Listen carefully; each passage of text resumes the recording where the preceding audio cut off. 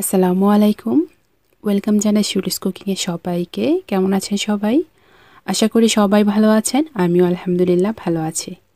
আমার আজকের পর্বে থাকছে ময়দা, ডিম, আলু দিয়ে খুব মজার একটি নাস্তার রেসিপি। ঘরে থাকা অল্প কিছু উপকরণ দিয়ে আজকের এই নাস্তাটি আমি আপনাদের সাথে শেয়ার করব। আশা করি আপনাদের ভালো লাগবে। আপনারা চাইলে আমার রেসিপি ফলো করে খুব অল্প সময় এই নাস্তাটি বানিয়ে নিতে পারবেন। তো চলুন দেখে নেই কীভাবে এই নাস্তাটি বানাতে হয়। নাস্তাটি বানানোর জন্য আমি এখানে একটি মিক্সিং বোল নিয়েছি আর নিয়েছি 1 কাপ ময়দা। এখন এই ময়দার সঙ্গে দেব পরিমাণ মতো লবণ, একটু মিশিয়ে নেব। এখন আমি এখানে অ্যাড করব 1 টেবিল চামচ রান্নার রেগুলার তেল। এখন খুব ভালোভাবে হাতের সাহায্যে ময়দার সঙ্গে এই তেলটাকে মিলিয়ে নেব। এতে করে নাস্তাটা বানানোর পরে অনেকটাই ক্রিস্পি হবে। এখন নরমাল তাপমাত্রার পানি দিয়ে অল্প অল্প করে আমি একটা ডো তৈরি করে নেব।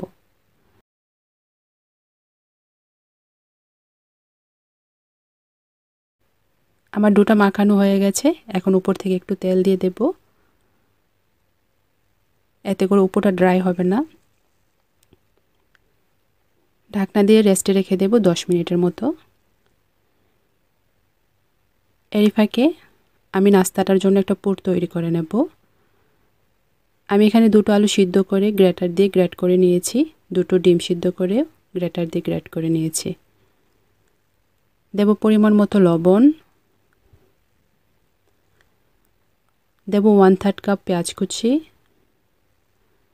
1 চা চামচ চাট মশলা, 1/2 চা চামচ গরম মশলা, 1/2 চা চামচ লাল মরিচের গুঁড়া, 1/4 চা চামচ ধনিয়ার গুঁড়া, 1/4 চা চামচ ভাজা জিরার গুঁড়া, 3টি কাঁচামরিচ কুচি, 2 টেবিল চামচ ধনিয়া পাতা কুচি,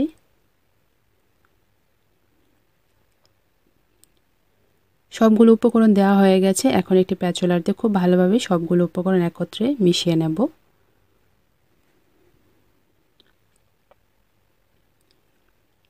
খুব ভালোভাবে মেশাতে হবে।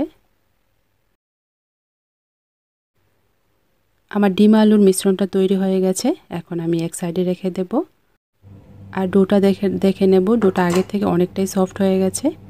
হাতে একটু মাখিয়ে নেব। মাখিয়ে আমি এই ডোটাকে 4 ভাগে ভাগ করে নেব। আমি ডোটাকে 4 ভাগে ভাগ করে নিয়েছি। এখন এখান থেকে একটা ডো নিয়ে নেব আর বাকি 3টা আবারও ঢেকে রেখে দেব।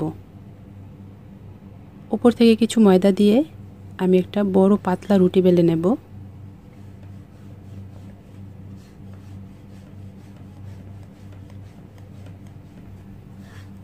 পাতলা করে রুটিটা বেলার চেষ্টা করবেন। আমার রুটিটা বেলা হয়ে গেছে। এখন মাঝখানে যে পুরটা তৈরি করে রেখেছিলাম মাঝখানে ঠিক এরকম করে চামচ দিয়ে খুব সুন্দর করে ছড়িয়ে দেব। ঠিক এরকম করে। আর সাইড থেকে রুটিটা এরকম করে ভাঁজ করে পুরটার উপরে দিয়ে দেব।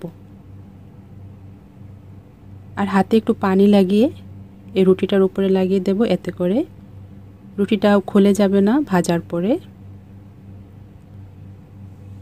এখন অন্য সাইড থেকেও ঠিক এরকম করে রুটিটা টেনে টেনে এই রুটিটার উপরে লাগিয়ে দিতে হবে।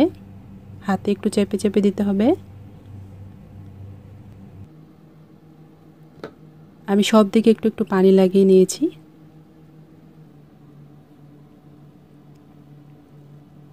এখন সেমভাবে আমি এর মুখটাও বন্ধ করে দেব।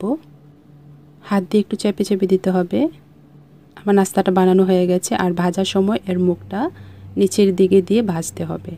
আমার সবগুলো নাস্তা বানানো হয়ে গেছে। এখন আমি নাস্তাগুলোকে ভেজে নেব। চুলায় একটা প্যান বসিয়ে পরিমাণ মতো তেল দিয়ে মিডিয়াম আঁচে তেলটাকে গরম করে নিয়েছি।